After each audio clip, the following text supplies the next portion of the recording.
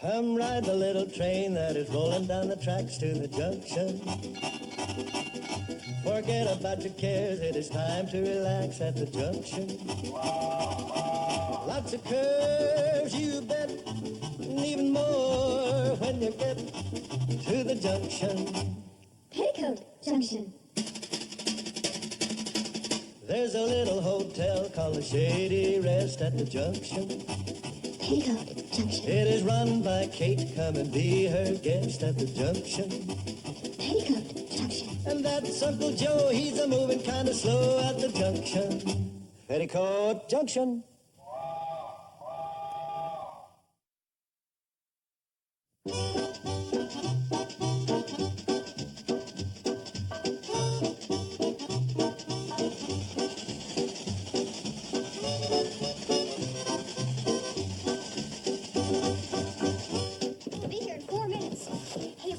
Get on the train, be in Hooterville before Uncle Joe wakes up and finds out we're gone. Uncle Joe won't wake up.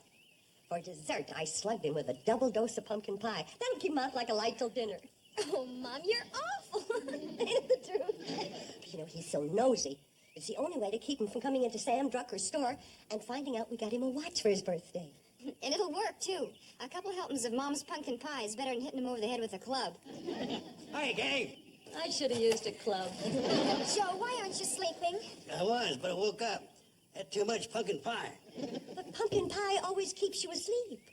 No, it's mince that does that. Listen, anybody can make a mistake. Well, so long, Uncle Joe. See you when we get back. What do you mean, so long? This is buying day, ain't it? I'm going into Drucker's store with you like I always do. Well, we're not going to buy much today, and the girls can help me carry it. They're young and strong. Meaning I ain't? Well, of course not. It's just that you've been working so hard around here lately. Thinking and planning. I have been pushing pretty hard lately. Sure. You've worked hard all your life. You're entitled to relax a little. You've done your share. Come on, girl.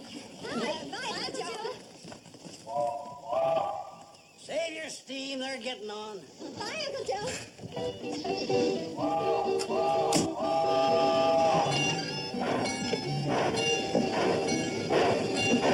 Hi, kid. Hi, girls. Don't buy anything I wouldn't approve of.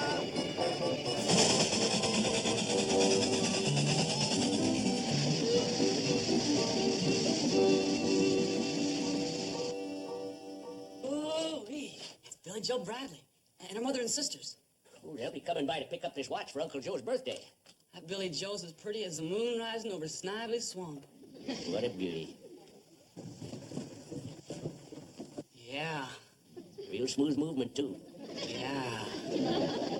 Oh, Mr. Drucker, it ain't right for you to talk that way about Billy Joe. I'm talking about this watch. And you keep your mind on your work. Hi, Herbie. Oh, hi, Kate. Hi, Sam. Hi, Herbie. Gee, Billy. Hi. Here's Uncle Joe's watch, Kate. 14 karat, 17 jewels, just like you ordered. Oh, Sam. Girls, look, isn't that beautiful? Oh, that's lovely. Here, give it here, Kate. I'll have it wrapped for you. Herbie. Oh, yes, Mr. Drucker. Herbie, you knucklehead. Look at the mess you've made. Do I have to? I mean, just hearing it was bad enough. Herbie, you 10-thumbed nitwit. Now, Sam, stop picking on him. It was Billy's fault, too. Herbie was just trying to help out. I'd like to help him out right out the front door. Now, Sam, you simmer down. Clumsy kid. Sam, Herbie's a hard-working, fine boy. He just acts clumsy because he doesn't have any confidence in himself. He feels inferior. Well, who has a better right? Now, Sam, you see how you're picking on him and knocking down his confidence? Let me talk to him. Maybe I can help. All right, Kate, but I'm warning you. When you talk to him, don't stand under anything loose. Lay off it, Sam.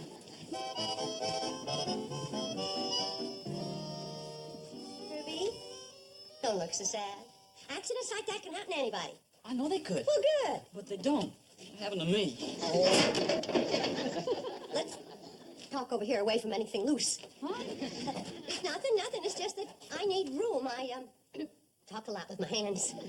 Now, Herbie, what I'm trying to tell you is, if you had the confidence in yourself that I have in you, you'd go right to the top. Oh, you're just saying that to make me feel good. Are you kidding?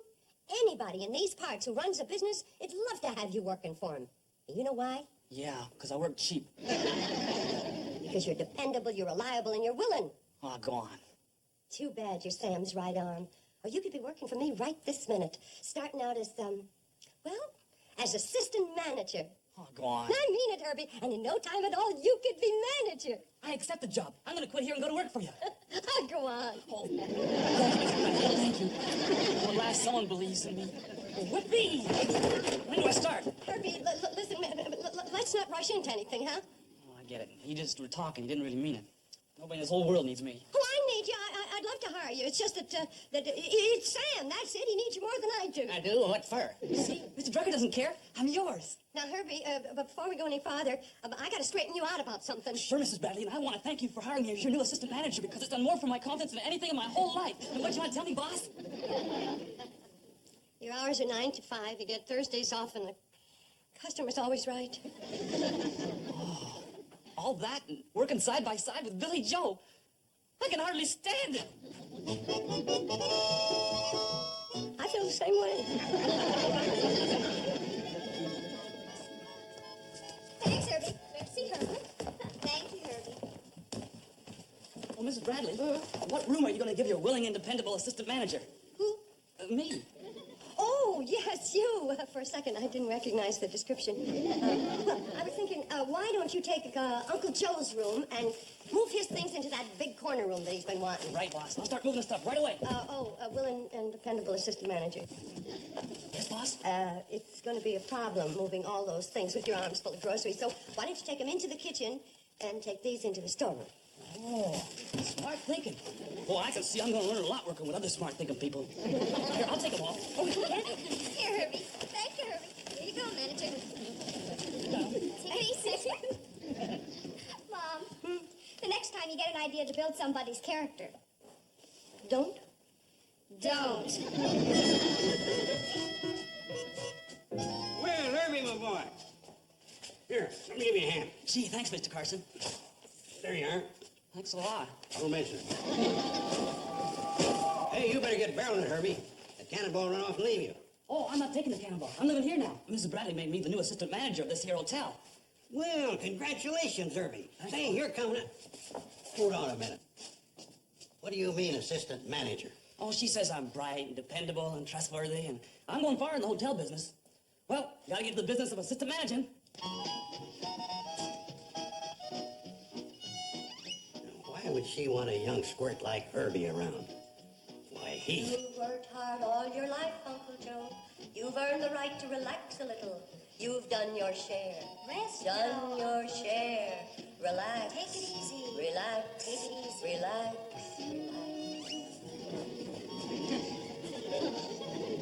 So that's what Kate's up to. She wants to put me out to pasture just because I got a couple of gray hairs. Okay, couple of dozen. Can't believe that this terrible thing is being done to me by my own niece.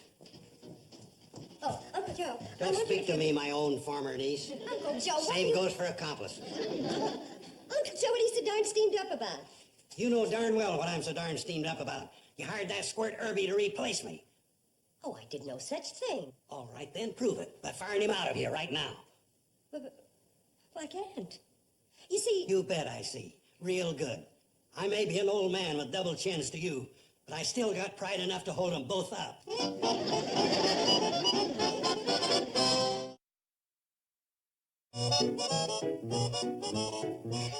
I can't even reason with Uncle Joe. He locked his door.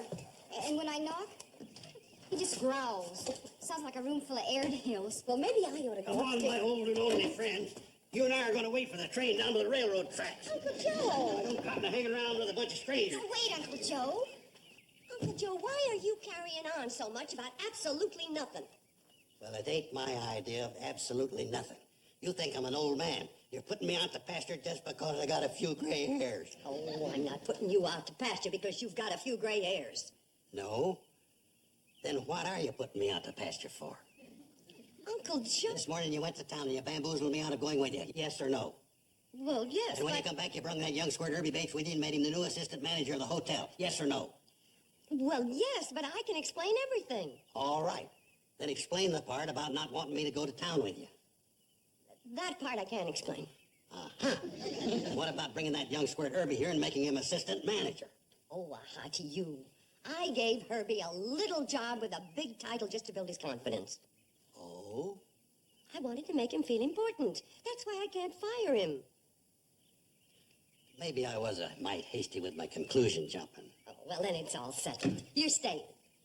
Here, I'll take your Don't suitcase. let go, I can handle it. No, not Don't let go.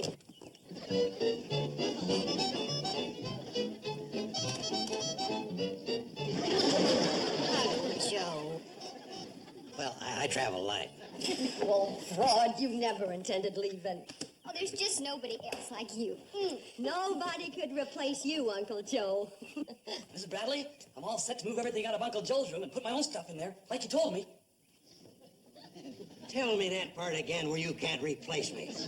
Well, Uncle Joe, I can explain everything. Badly, of course. No more empty talk, no more empty suitcases. I'm walking out of here and landing myself a big executive job. Uncle Joe, wait! Yep, I walked out of there and landed myself a big executive job. That's right, Lon. No, I can't disclose the exact nature of my business. It's top secret. But if you happen to run into Kate and the girls, tell them I'm in a great spot to clean up. Bye, Lon.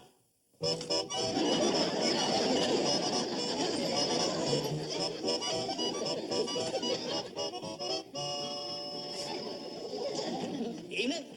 Uncle Joe. Uncle Joe? You look like Mr. Carmichael, the funeral director.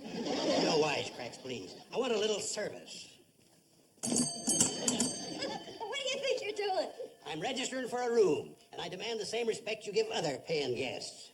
Paying guests? Cash on the barrelhead for the best room in the place. Oh, but Uncle Joe, you... That's Mr. Carson. Mr. Carson? Now you're talking. I've just accepted an important position as executive vice president of one of Hooterville's leading industries. You may think my registering here as a paying guest kind of strange. Not strange. Ridiculous. The explanation is quite simple. I decided to be a guest here because it is convenient to my important executive work. And because the Shady Rest Hotel has always been famous for its fine management in the past. My key, give it to me. Boy, would I like to... Here you are, Mr. Carson. Sir. Thank you, Mrs. Bradley. Ma'am.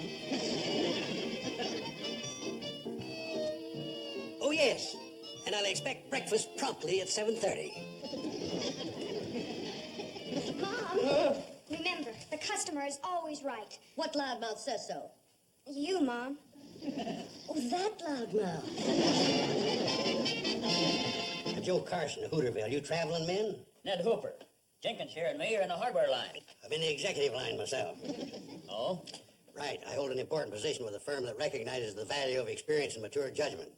Not like some backward people I know who are in the hotel game. Oh, baloney. What? Oh, a baloney with your eggs or ham? Oh, I'll try the bologna, Miss Bradley. Yes, Mr. Carson. It's easy to tell you're a baloney man. Excuse me.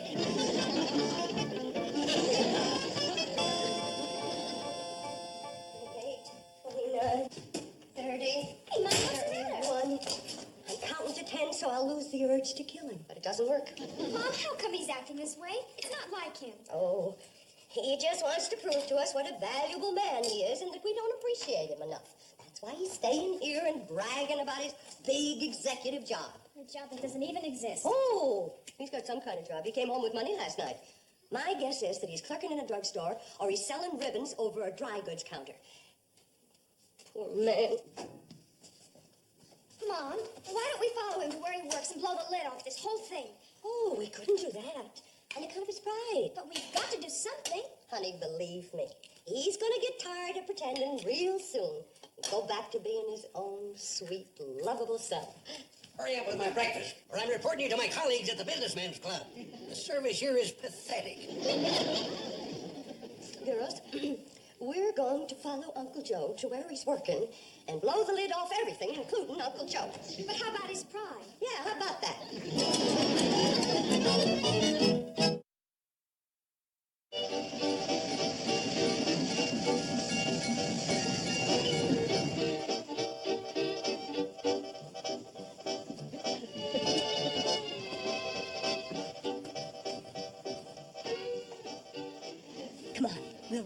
baggage section where he can't see us.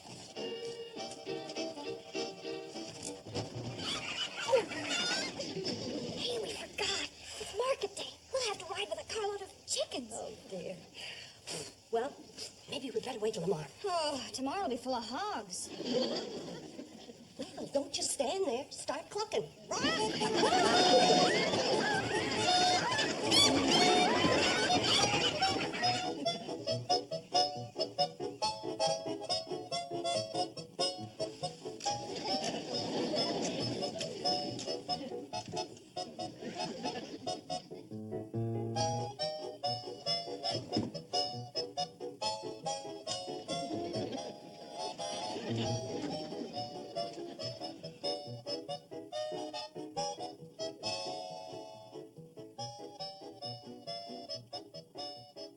Give Uncle Joe a job as executive vice president of my store? Well, Kate, there's a lot less painful ways of going broke. Yeah, but Sam, if you told him that he'd be a great help to you, then he could quit that horrible job at Luke's Eatery and not be humiliated. Remember, he's one of your oldest friends, and you've known him for years.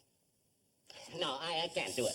Uncle Joe is a fine fella, but he'd just be in the way around here. I don't think I'd want to hire him, even if you threw in one of your girls. What's wrong with her girls? Yeah. Yeah, any one of us could do a darn good job here. Darn right. I'll bet if I worked here, my business would double in a week. Especially among the boys. Okay, Billy Joe, you've got the job. Whoa, Sam, whoa. We want the job for Uncle Joe. He's got it if you throw in Billy Joe. I like the way she works. But I didn't mean that I... Remember, you're one of his oldest friends. You've known him for years. All right, Mr. Drucker, bring on the work. Uncle Joe and I are raring to go.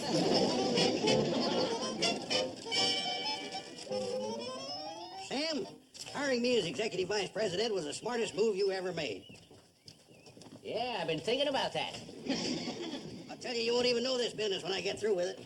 Yeah, I've been thinking about that, too. Hey, what's this? A bill for $33.87 from McGonigal, the printer? Oh, that must be for those 20,000 advertising circulars I had printed. Part of my clever promotional scheme. 20,000 advertising circulars? There are only 3,000 people in the whole county. I said my scheme was clever, not perfect. Joe, since I made that smart move of hiring you as my vice president, my business has suffered 4 major disasters. Say, you the fellas that put up that poster in the town hall about minding kids and livestock for free? Correction, 5 major disasters. Quiet in front of customers, Sam. Yes, madam. You've come to the right place. Drucker's always lives up to their advertising claims. I expect to be a very sick man when I hear about it, ma'am. But what advertising claims did I make? Oh, here's some of the circulars. See for yourself, Sam. Notice, as part of our new policy, Drucker's store will cheerfully take care of all children and livestock while parents or owners are shopping. You see, Sam, now folks don't have to stay home because they got nobody to look after the kids and the pets. They come here and shop and we take care of everything, just like the big stores up at the city. Shrewd, huh? Not bad, Joe. And look, it's getting late. I gotta get started.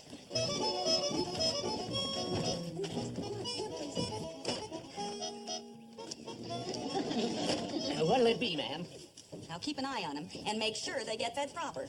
The dog's hungry. So are the kids. I'll be back in a couple of hours. Oh, wait a minute. Where are you going?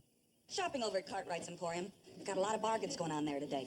Second, man, you got it wrong. We only watch kids and dogs if you shop here. But don't say that on that poster, mister. And you know what happens to stores that lies in their advertising. And Bosco only eats fresh ground sirloin. Elsie bites. Oh, no. Sam Drucker can't fire Uncle Joe. It'll wipe out his self-respect. But if he doesn't fire him, it'll wipe out Mr. Drucker's bank account. And Mr. Drucker looks so pitiful when he cries. Well, so will Uncle Joe when he fires him. Now, there must be another way we could handle this. Hi. Billy Joe, hi. Oh.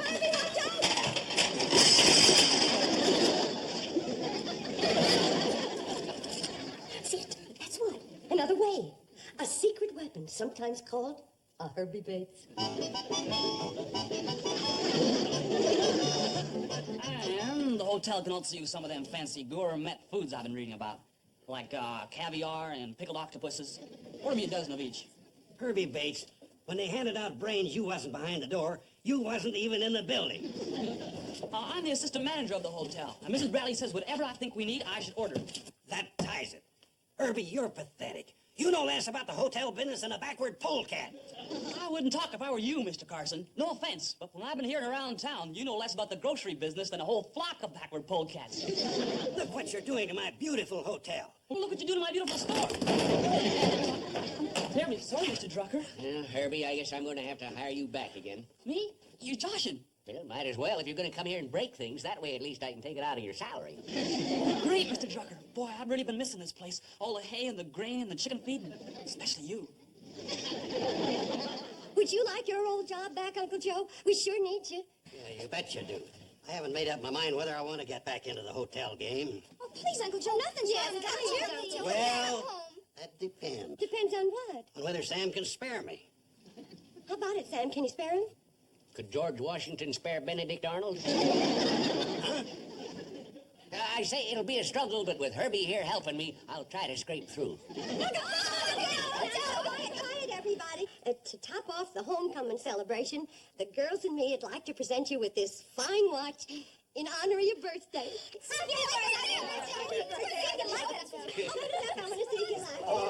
Come on. Hey, girls. Gee, thanks for the beautiful watch. It's just what I wanted. You shouldn't have done it. Considering all the trouble it caused, you're right. I shouldn't have. Congratulations, Mr. Carson. Birthday.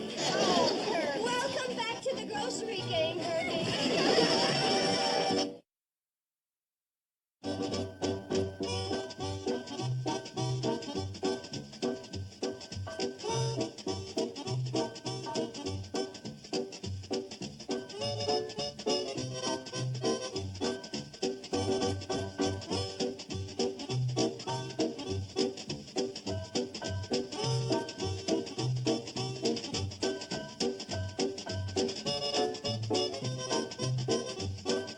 Petticoat Junction.